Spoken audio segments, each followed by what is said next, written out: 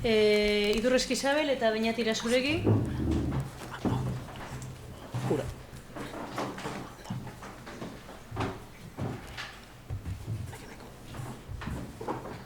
Bueno, Idurreri emango diot txanda.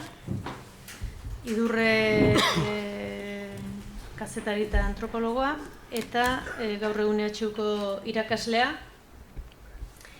Eta berak pentsamendu sozialaren eta Azurmendiren arteko harreman horretan, segurazki ertz berri bat irekiko digu. Bai, Jose Azurmendiren pentsamendua, gaurko feminismoa, orduko zumeak izenekoa. Bai. Arratsalde on denoi eta eskerrik asko. Batetik netzako plazerra da, Beñatekin egotea hemen, ze garai baten elkarrekin lan egiten genuen eta bueltakoan elkarrizketa asko partekatzen genitu. Trenean. Eta asko ikasi nun, besteak beste, ezagutza konpartitu horiek gauza interesgarria izaten dira. Eta bestetik aitortu behar dut pixkat, lotxatuta naturrela, filosofia hitza handia izan da beti niretzako, kazetaritzan jarduten garenok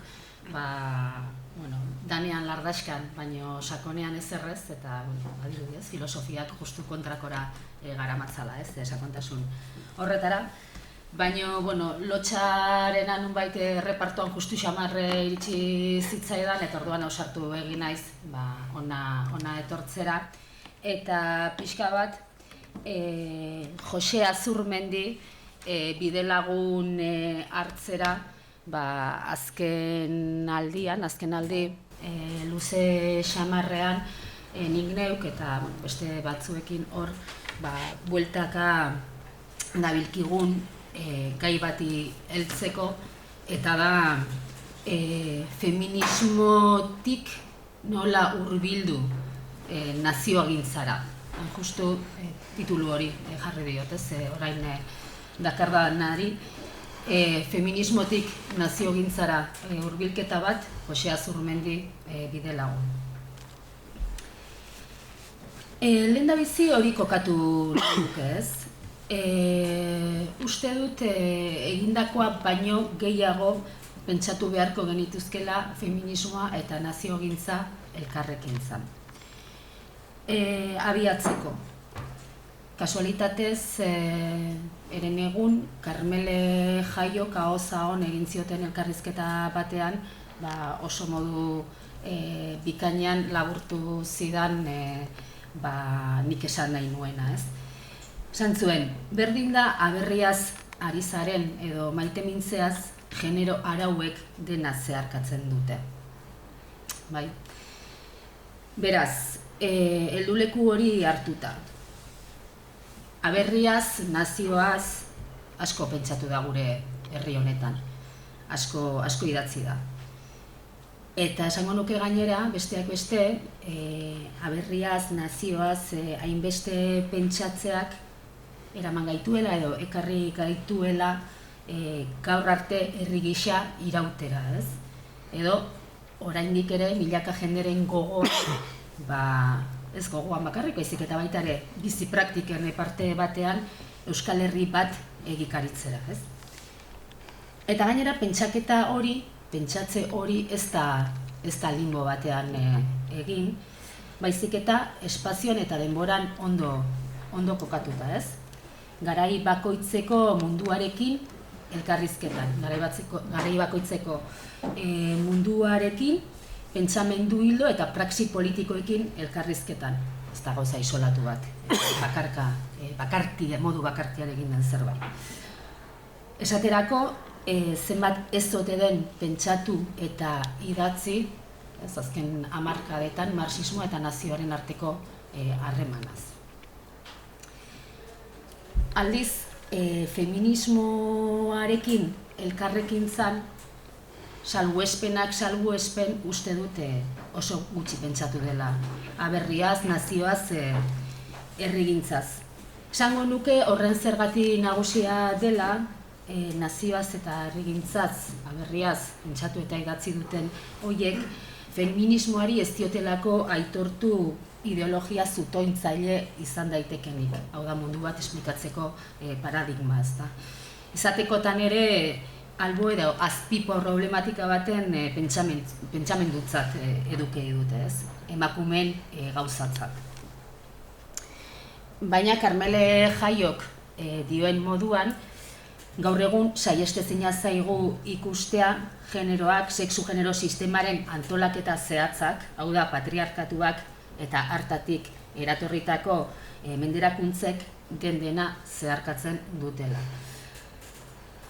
Bai, alde batetik, ohikotan erabaten leku intimoetan gauzatzen dugun maitasuna, esate baterako, eta horrekin lotutako zaintza, baina baita aberria bera, egikaritzea edo pentsatzea ere. Uste dut gainera, urte askoan metatutako pentsamentu politiko eta praxi politikoari esker, feminismoak jada metatu duen genealogiari esker, zilegi dela baieztapen hau egiazkoa dela esatea, eta gainera baieztapen hau geure egin behar dugula pentsatzea naziogintzan aritu nahi dugun oro. Beraz, gaur egun nazioaz taxuz pentsatu nahi bada, ezinbestekoa da feminismoarekin elkarrizketan pentsatzea. Eta feminismoak bokazio duen bezala, ideologia eta praxi politiko emantzipatzaile holistiko edo oro hartzailea izan nahi badu, ezinbestekoa du nazio auziaz pentsatzea, berak ere. Nik gaur hemen ekarriko dudana da pentsatze hori hasteko proposamen bat eta gonbidapen bat. Giltzadura batzun proposamen eta gonbidapena. Eta giltzadura hoien amaieran Jose Azurmendi bidelagun hartuko dut. Uste baitut haren pentsamentuaren oinarri batzuk ondo baino bat hobeto erakusten dutela feminismoaren eta naziogintzaren arteko uztarduraren arrastoa zen izan diteke. Alde hortatik asko gustatzen zaitez, Jose Azurmendiren ideia hori, hau da, nazio bakoitzak egin behar duela modernitaterako bere bidea, bere gauzatze propioa, bere gatzatze propioa, naiz eta irekiduraz eta besteekin elkarrekin zan, baina bere bidea, eta oso iradokitzailea iruditzen zait ideia hori baita feminismoarentzat eta zehazki Euskal Herriko feminismoarentzat ere. Aurrera egin baino lehen zehaztapen bat, teoria feministak, esate baterako Sandra Harding edo Donna Harawayren bidetik irakatsi digu ezagutza guztia kokatua dela, begirada guztiek badutela testu inguru bat, orduan zilegi bekite esatea, hau guztia dio dela emakume eta abertzale nazen enean, abertzale hitza erabiliko dute gainera, ez dudalako nazionalismoarekin parekatzen. Joseri helduko diot hori justifikatzeko ere, ez, berak esaten du hizkuntza bakoitzak baduela bere sistema referentziatzailea, eta uste dut gurean abertzale izatea eta nazionalista izatea ez dela gauza bera. Orduan emakume eta abertzale gisa ari naiz, eta gainera emakume izateak, jabetuz, emakume izateak askotan ulertarazi ditela herri ukatuko zenbait keria zeintzu diren detektatze erraztu didala eta alderantziz, ezta? Herri ukatuko kide izateak emakume gisa jasan ditudan zenbait gauza ulertzen lagundu didala. Atzera begira jarriz hasiko naiz elkarrizketa gai horiek proposatzen. Lehendabiziko partea edo. Nola ikusi du naziogintzak abertzaletasunak sexu generoaren auzia.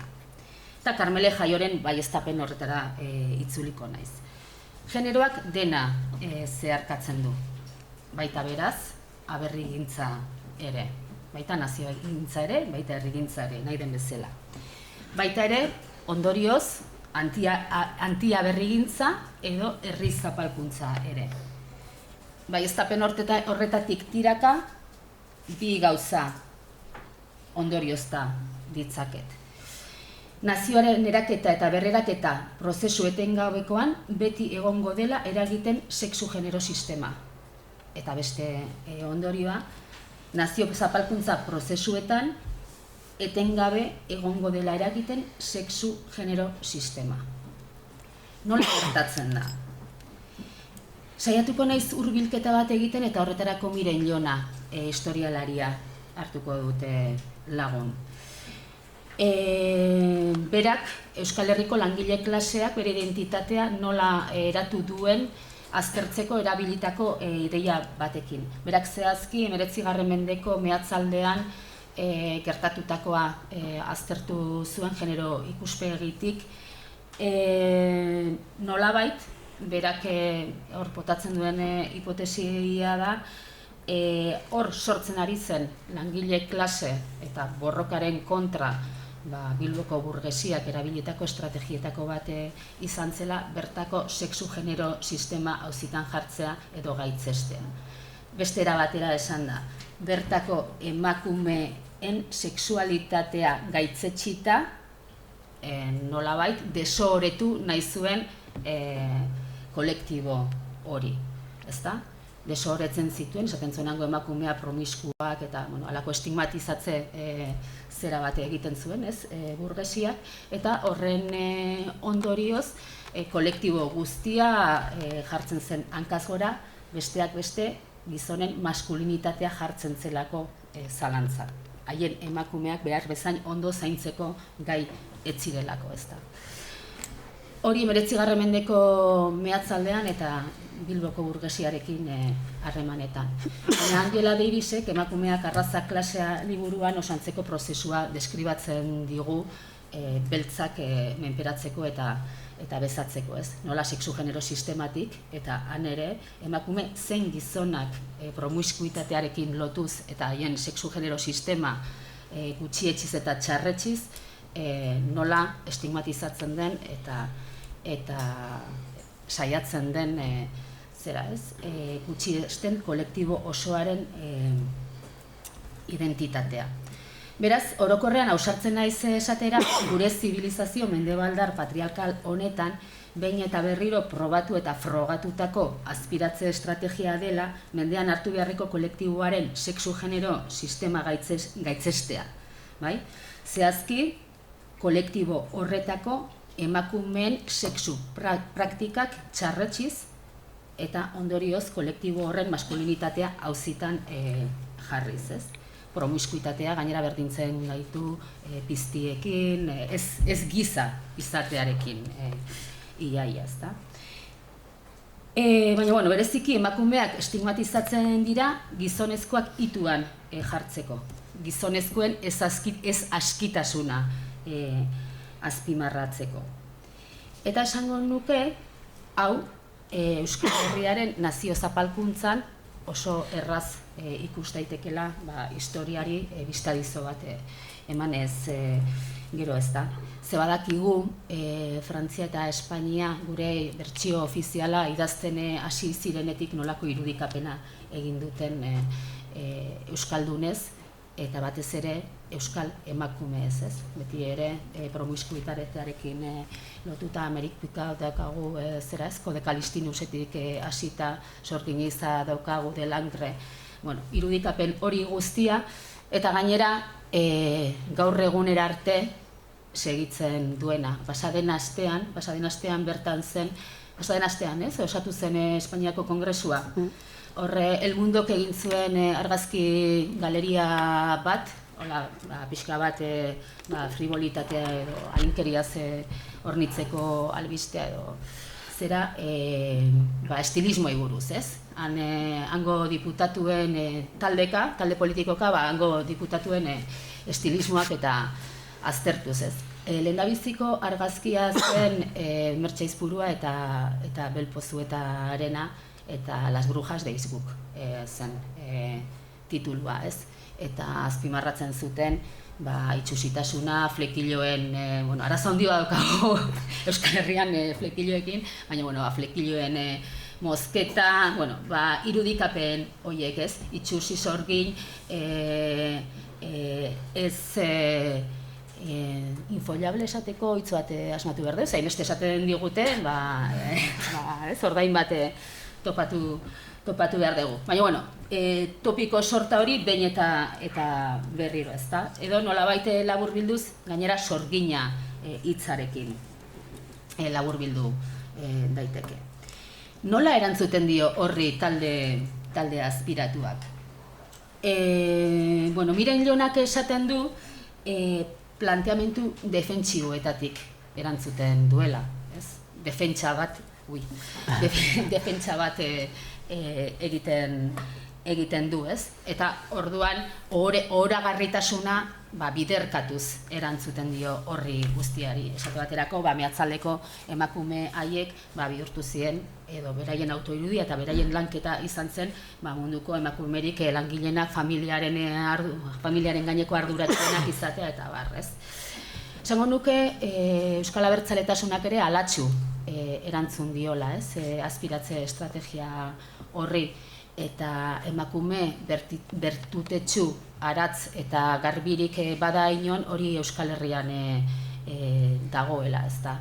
Ez dakit norekin aipatu dugun horre zera Bazkaritan ginela Txominagirreren garoa, ez? Horko amona, ama, bestei emanak guztiz garbi eta langileak, hori iruditerian oso sartutako zerbait da, ez? Eta defentsibatik erantzuterakoan normala da. Bertutearen exagerazioa dago alde batetik. Baina era berean, uste dut horre baduela gauza bat ona. Eta horren aldaera bat badela, emakume indartsu, erresistente, bere gaitz guztiekin matriarkatuaren irudia ere, bere gaina eta ekintzailea. Halako emakume bat ere marrazten da, ez? Eta aldentzen da nolabaiteko feminitate hegemoniko horretatik. Eta uste dut horrek baduela oso parte interesgarria eta oso gutxi baliatua oraindik gure etorkizuneko naziogintza horretarako, ezta?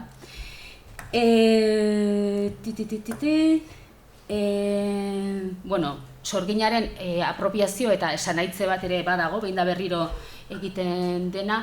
Bueno, eta gero, gainera, hurrengo belaunaldietan, edo azken belaunaldietan sortu zaizkigun emakume eredu eta irudi asko ere hegemonia horretatik kanpo indartsu eta interesgarriak izan daitezke. Duela gutxi ikusi dut Burgosko prozesuan nunbait 59 urte, bete ditu oraintxe pasadan astean edo, eta hor zabaldu da bideo bat, eta hor hitz egiten zuten 6tik o 5tik 3 esango nuke emakumezkoak zirela, ez? Itziar Aizpurua, Jon Edoronsoro eta Arantxa Barruti, ez? 70ean emakumeak engaiamendu politiko horrekin plazan eta tankera horretan ikustea apurketa handi bat zen, ez? Hor badago beste genealogia bat ikertzekoa eta kontutan izatekoa. Eta lehenago ere emakume abertzale batzako genealogia guztiak, naiz eta nire ustez, nahiko modu okerrean beti oso eredu tradizional eta katolikoekin eta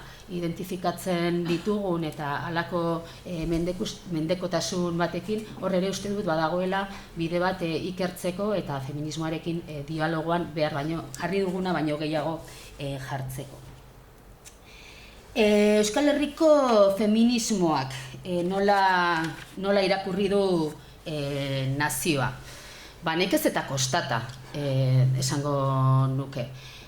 Mugimendu feminista askotarikoa da eta kontestuagatik nahiko lan eduki du bereak edo espezifikoak dituen gaiez arduratzen urte askotan. Baina bestalde egia da Euskal Herriko mugimendu feministaren baitan Euskal Herriko feminista abertzalen mugimendua ere aspaldikoa dela. Eta hor badago tradizio bat, ez nuke aipatu gabe utzi nahi, hasieratik Angela Davis bezalakoak izan dituztela erreferente, zapalkuntza hirukoitzaren ideia hor txertatuta egon dela, eta horrek intersekzionalitateaz pentsatzeko bidea ireki duela, baina hala ere pentsatzeko behar baino bakartuago uste dut egon dela Euskal Herriko mugimendu feminista abertzale hori. Batetik, mugimendu abertzalea bakartuta, lehentasunak beste batzuk zirelako, eta bestetik mugimendu feministan ere bakartuta, lehentasunak han ere beste batzuk zirelako, ezta? Bueno, baneukan hirugarren atal bat, zergatik uste dudan dela urgentea eta importantea feminismoa eta naziogintza elkar pentsatzen jartzea ez dit garatzeko astirik ematen, baina uste du batetik ez dugula ahaztu behar nazio auzia hemen daukagula, gugan daukagula, gu garela nolabait, eta bestetik errealitatea ere asko aldatzen ari zaigula, jendarteko errealitatea, eta hori pentsatzeko, errealitate berri hori naziogintzatik pentsatzeko, feminismoak oso tresna interesgarriak eman dakizkigukela. Eta azken puntutxo bat, aipatu dut, eta ez nuke hori aipatu gabe utzi nahi, Josi Azurmendi nola lotzen dudan feminismoarekin eta naziogintzarekin. Giza berearen aipamena egingo nuke, ezta? Azurmendirentzat aberea da muinean gizakia, hori du ezaugarri behinena. Aberetasunak ematen dio taldekoitasuna, ematen dio kooperaziorako gaitasuna, eta aberetasunak ematen dio hiztuntasuna eta arrazoia deitzen zaion adimen mota hori, ezta. Eta niri honek behin da berriro feminismoaren gorputza erdigunean jartzea ekartzen dit, behin eta berriro burura, ez? Feminismoak horren bueltan egindako teorizazio guztia. Aberetasuna gorpuztasuna da, edo gorpuztasuna gurean aberetasuna da, dualismoak apurtzea da, arrazoia eta gorputzaren arteko hierarkia eta dualismoa apurtzea da, esate baterako. Produkzioa eta erreprodukzioa dualismotik ateratzea eta hierarkiatik ateratzea da, publikoa eta pribatua dualismotik ateratzea eta hierarkiatik ateratzea da, hala ikusten dut. Uste dut elkarrizketa oso interesgarria gerta daitekela Judith Butlerren gizakiaren eraikitze performatibo horren eta gizaberearen artean esate baterako, ezta. Judith Butlerren gizakiaren irudikapena hori da, ez? Gorputz bat, hiztun bat, taldean, taldeko arauak behin eta berriro errepikatzen eta tarteka apurtuz, ez? Taldean den eta egiten den gizabere hori nolabait. Edo uste dut oso elkarrizketa interesgarria sor dezakela baita ere Polbe Preciadorekin esate baterako, ez? Egiten dionean modernitateak eraikitako eta estatu modernoak eraikitako hemen zilegi bekit gizon universal, individual, autonomo, autoaski horri halako kritika eta gorputzaren vulnerabilitatetik egiten dionetik, zaurgarritasun horretatik, taldetasun horretatik, horren guztitik. Bueno, elkarrizketa horretarako sugerentziak eta azkenik uste dut baita ere nolabait naziogintza feminismotik pentsatzeko Josi Azurmendiren nazio kulturalaren ideiak, nazioa ulertuta praxi kultural gisa, etengabe egiten ari dena, berriro ere hain doztertu daitekena, ez? Ikuspegi performatibo horrekin oso bide interesgarria zabaltzen duela feminismo eta naziogintza elkarrekin hizketan, solasean eta elkarrekin gauzak egiten irudikatzeko.